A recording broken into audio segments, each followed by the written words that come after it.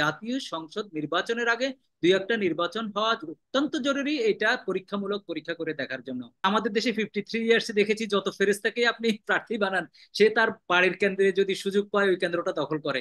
Election চাওয়া তো ঠিক আছে, রাইটলি চাচ্ছে, ইলেকশন সবারই আকাঙ্ক্ষা, এবং ভোট আমরা দিতে পারিনি দীর্ঘ কয়েক যুগ ধরে। কয়েক যুগ মানে আমরা অনেকদিন ধরেই তো ভোট দিতে পারিনি, ভোট দেওয়ার জন্য মুখিয়েও আছে।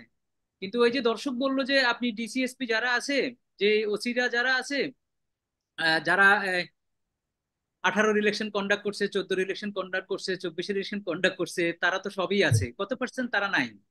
এই এই প্রশ্ন যদি রাখি তাহলে এটা আমার মনে হয় খুব অন্ধকার অন্ধকার লাগবে। এই বন্দোবস্তে কি আপনি ভালো ভোট করা যাবে? আর যে মানুষগুলো ভোট কেন্দ্রে যেতে ভয় পায় তাদের ভয় কাটানোর কি কোনো বন্দোবস্ত হয়েছে কিনা? আমি বারবার বলে এসেছি একটা প্রি টেস্ট, একটা টেস্টের দরকার। সেই প্রি টেস্ট বিএনপি বিরোধিতা করতেছে। বিএনপি বলতেছে যে না, জাতীয় সংসদ নির্বাচনে কোনো ভোট হবে না। আমি বলছি যে অ্যাটলিস্ট দুইটা পৌরসভা নির্বাচন করো, অথবা দুইটা সিটি কর্পোরেশন নির্বাচন করো, অথবা ছাত্র সংসদের নির্বাচন করো। আমরা যে নির্বাচনের যে বাজে বন্দোবস্ত, ওইটা থেকে কি আমরা উত্তরণ ঘটাতে পেরেছি? বা আমাদের যে মন মানসিকতা ছিল যে সন্ত্রাসী কর্মকাণ্ড, কেন্দ্র দখল টখল হাবি যাবি, যে যে অবস্থায় থাকে সুযোগ পেলেই দখল, এই মানসিকতা থেকে আমরা কি বেরিয়ে আসতে পেরেছি? বা প্রার্থী দেওয়া টাওয়া এসব বিষয় টিষয় সব মিলিয়ে দুই একটা নির্বাচন যদি করা যেত, সিটি কর্পোরেশন, পৌরসভা অথবা ইউনিয়ন, তাহলে বোঝা যেত যে ভোট কি পর্যায়ে হচ্ছে, কি রকম হচ্ছে, আমাদের ভুল ত্রুটিগুলো আপনি কোথায়। কোনটা চাচ্ছেন? আপনি কোনটা চাচ্ছেন? আপনি কি মনে করেন কিনা যে আসলে জাতীয় নির্বাচন সরাসরি হোক তখনই দেখা যাবে, নাকি এর আপনার স্ট্রং একটা পজিশন শুনতে চাই। আপনি আমি একদম সিম্পল ভোটার হিসেবে, একজন নাগরিক হিসেবে আমি চাচ্ছি যে এই সংস্কারের প্রস্তাবগুলো যে দেওয়া হয়েছে, এই সংস্কারের প্রস্তাবের অ্যাটলিস্ট 40% অথবা 30% যদি বাস্তবায়িত না হয়, যদি কার্যকর না হয়, যদি কার্যত এটা এটা যদি না, মানুষ যদি ফিল না করে, তাহলে যদি ভোট দেওয়া হয় তাহলে এই ভোট ওই ততই বছরই হবে। কারণ আমাদের দেশে 53 ইয়ার্স দেখেছি যত ফেরেস্তাকে আপনি প্রার্থী বানান, সে তার বাড়ির কেন্দ্রে যদি সুযোগ পায় ওই কেন্দ্রটা দখল করে। এটা হয়তো অনেকে অস্বীকার করতে পারবেন, আমি মনে করি, কিন্তু আমি অ্যাজ এ উইটনেস হিসাবে এটাই মনে করি যে ওই দখলের যে প্রবণতা এবং বাজে ক্যান্ডিডেট যে দেওয়ার প্রবণতা, অর্থাৎ আমরা দেখেছি সারা বছর রাজনীতি করেছে, সারা যুগ যুগ ধরে রাজনীতি করেছে, দলের জন্য নিবেদিত, হঠাৎ করে একজন অনেক টাকা দিয়ে নমিনেশন এনে সে এলাকায় চলে গেছে। অর্থাৎ এই রাজনীতিটা থেকে বাজে বন্দোবস্তের দিকে নিপতিত হয়ে যাওয়া, এটা 53 ইয়ার্সে হয়ে আসছে।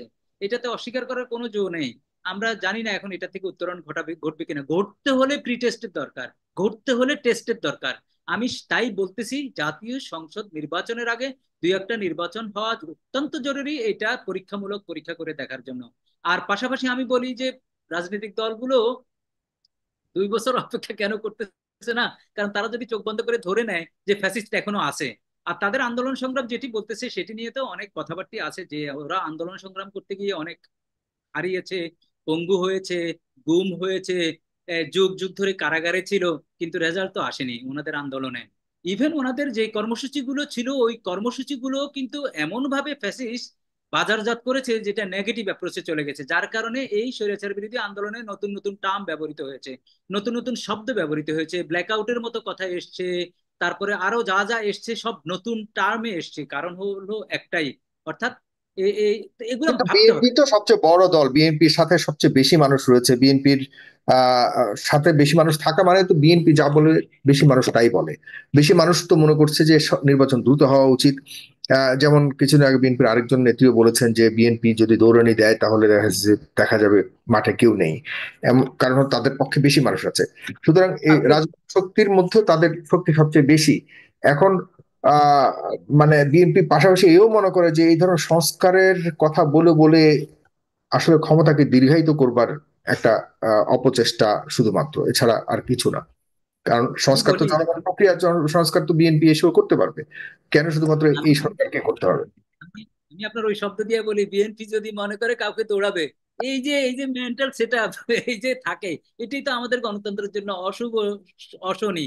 যার কারণে আমি বলছি ভাই, যত ফেরেস্তা ক্যান্ডিডেট দেন, সে যদি সুযোগ থাকে তার বাড়ির কেন্দ্রটা প্রথম দখল করে। আলু ভাই শেষ করতে হবে। এই এই এই দখল থেকে বেরিয়ে আসার জন্য, এই এই বন্দোবস্ত থেকে বেরিয়ে আসার জন্য যে সেট আপের দরকার, যে যে প্রশাসনিক সেট আপ দরকার, ইলেকশন কমিশনের সেট আপ দরকার, সবগুলো তো একসাথে কাজ করতে হবে। তারপর আর্মি নিয়ে একসাথে কাজ করতে হবে, তো সেই সেই সিগন্যাল গুলো কি আমরা পাচ্ছি কিনা? আর বিএনপি যে বড় দল এটা অনস্বীকার্য, কিন্তু বড় কত বড়? ধরেন 30% তাদের ভোট আছে, 30%। তো 30%-এর বাইরে 70% আছে তো। 70% বাদ দেন, 40% আছে, 40%-এর ভিতর সবচেয়ে বড় মহিলার যে সংখ্যা, যে হুম। এডুকেটেড মহিলার যে সংখ্যা, ওরা তো এই জুলাই বিপ্লবে সক্রিয় ভূমিকা রেখেছে। তাদের কি চাচ্ছে? তারা ডেফিনেটলি চাচ্ছে না যে সংস্কারের বাদে ভোট হোক। আজকে একটা গণভোট হোক না। আচ্ছা, বিএনপি যদি এখন বলে ঠিক আছে বাবা, আমি জাতীয় সংসদ নির্বাচন ডিসেম্বরে চাই, এইটার উপর একটা গণভোট হোক, অসুবিধা তো নাই।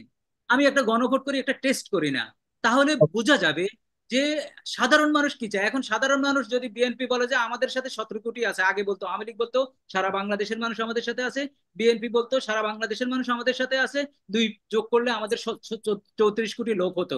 অর্থাৎ এই এই যে একটা রাজনীতিক এই যে কথা, এই যে ন্যারেটিভ, এগুলো চলে আসছে। এখন বিএনপি যদি মনে করে তারা বড় দল, সত্যি বড় বড় দল, কারণ অন্যান্য দলের যদি ছোট ছোট দল যদি ভাগ করেন, যদি ইন্ডিভিজুয়ালি দল হিসেবে ভাগ করেন, তারা তাদের কাছে কিছু না। কিন্তু আবার যদি কালেকটিভলি যদি আপনি চিন্তা করেন আমাকে যে সুযোগ বিএনপি দেন সাগর ভাই। 30-32% আর এটলার্জ বাংলাদেশের 70% মানুষ, তারা কিভাবে, তাদেরকে কি টেস্ট উত্তর করা আমাকে হয়েছে? উত্তরের সুযোগ তারা কি দেন, কি এখন তাহলে সংস্কার অসংগত চায় না হবে। নির্বাচন চায়? নির্বাচন আমি আমি দিচ্ছি চাই, কিন্তু আপনাকে স্যার।